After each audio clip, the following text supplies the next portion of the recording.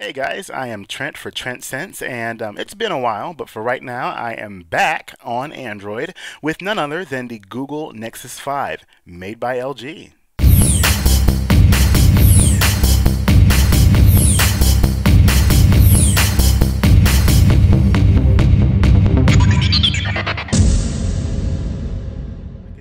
Even though I could turn this into a reunion special talking about how great it feels to be back making videos for all of you, I'm not going to do that because you have all tuned in to hear me talk about the latest Google phone, the Nexus 5.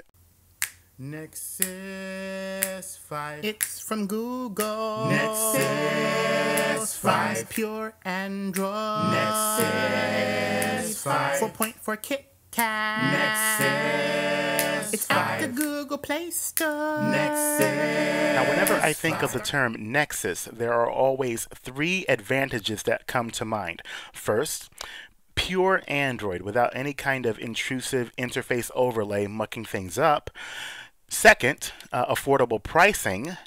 And third, unlocked phones. Now, even though I consider myself to be a huge Android fan, I always found previous Nexus generations to be lacking in some way, shape, or form.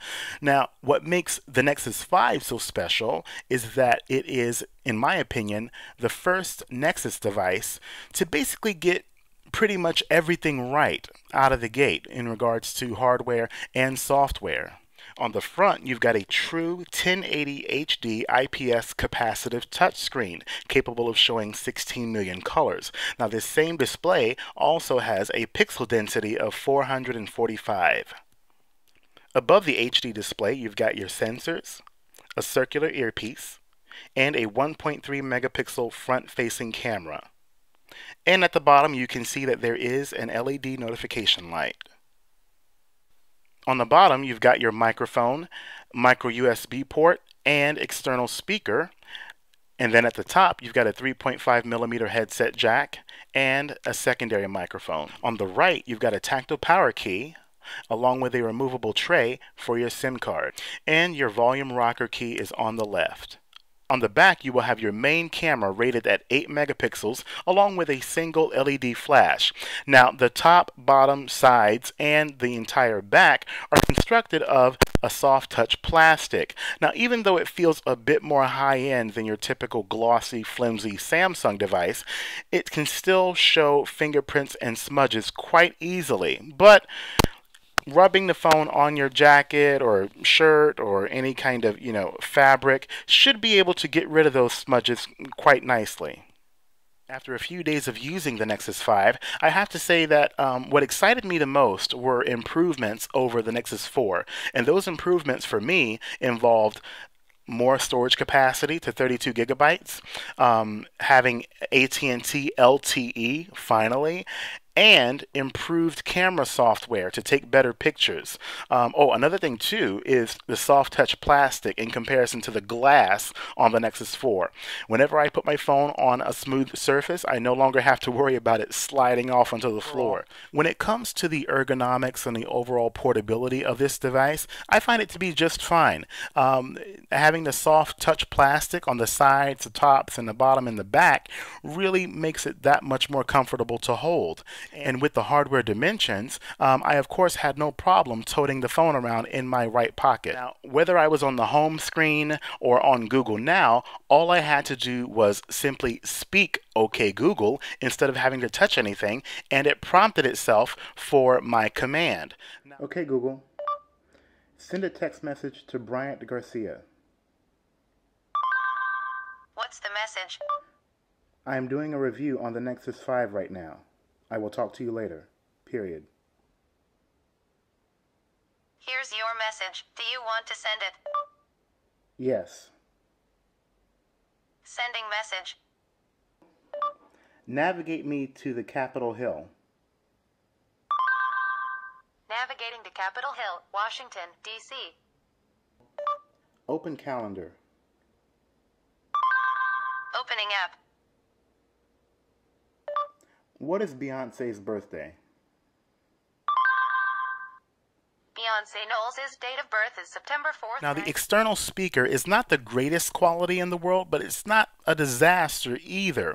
While it was just fine in listening to speakerphone calls and voicemails, I found it to be very tinny when it came to listening to music or watching movies. If you happen to have access to a headset, whether it be wired or Bluetooth, you might want to use it.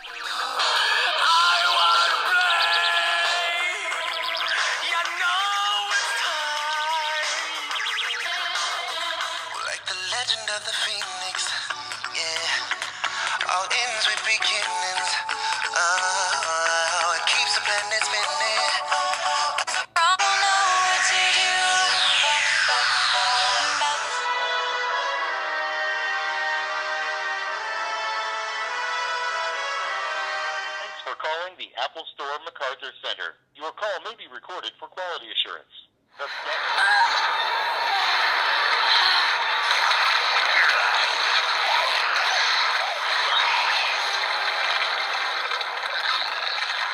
Now, while the 5-inch 1080 HD display is great for watching movies and photographs, the Nexus 5 happens to show colors that are not as vibrant or saturated as what you would see on a Samsung or an HTC phone.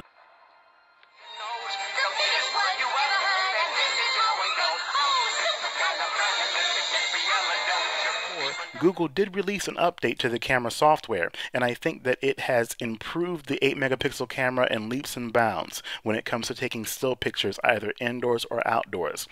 When I took HD videos, I found the quality to be very sufficient, and I had no problems with, hearing clear sound whatsoever.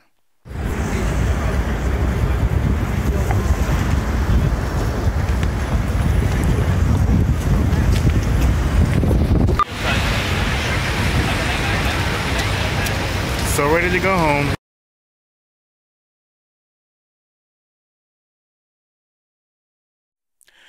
Overall signal reception to AT&T LTE was amazing. I recently had a trip to New York City and had no problems with connectivity. Using GPS in Google navigation happened to be extremely reliable. I used it for, the road trip from Norfolk all the way to DC with no problems at all. And I even used the GPS in New York, to find my way through the different streets and whatnot. Now, while the LED notification light on the Nexus 5 is greatly appreciated, it is made that much better from an application called LightFlow. With this application, you are able to customize not only the color of the LED light alert, but you're also able to customize the pulse rate. So feel free to check out LightFlow if you happen to have a need for it.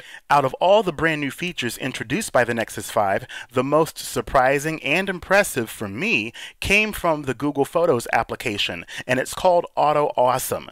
This takes an assortment of photos and videos and stitches them all together into a neat little presentation with a huge assortment of background music as well as different video settings to change the overall look of your personal collage.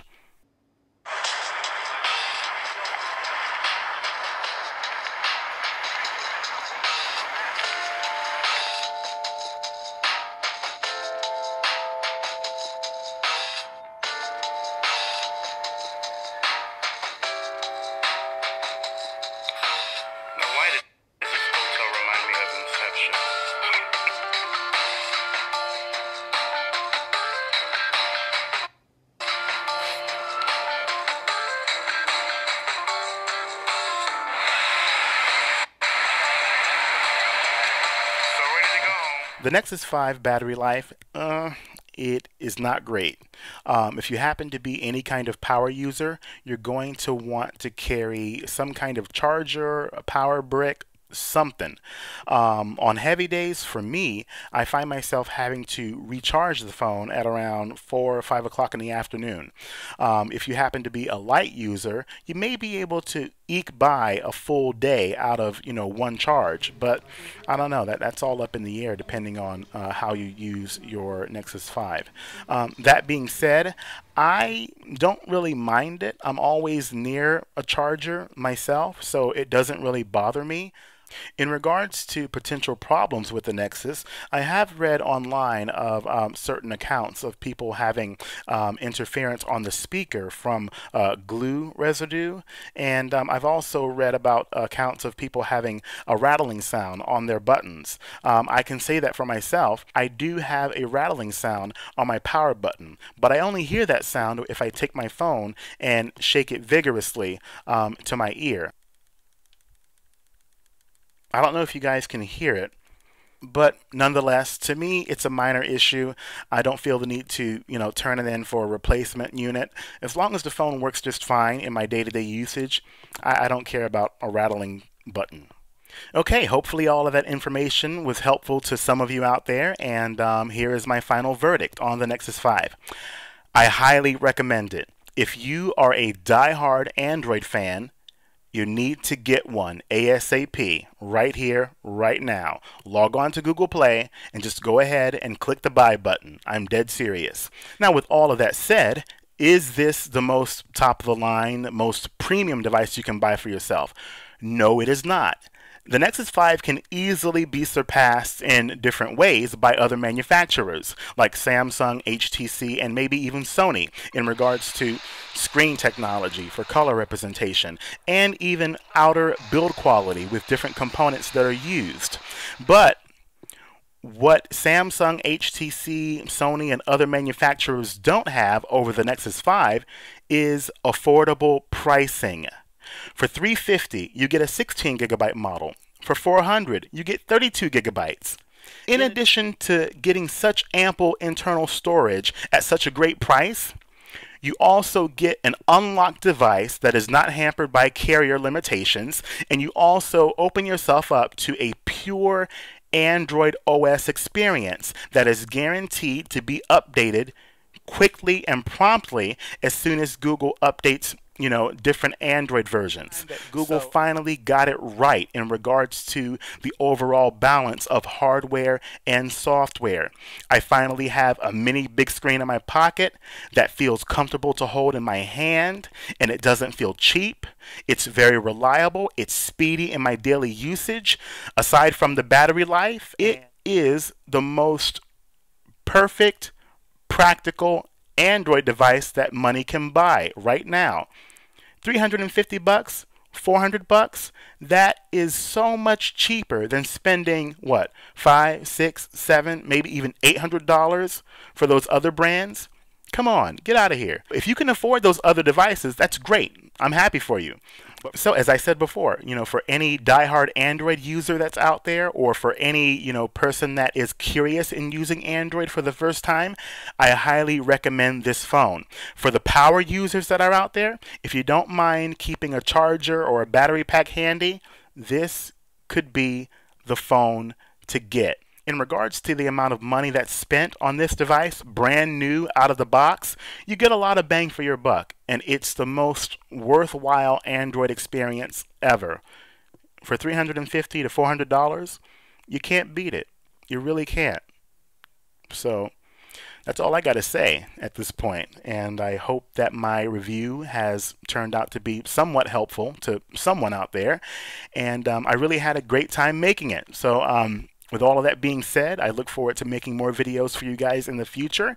And you guys take care and stay safe.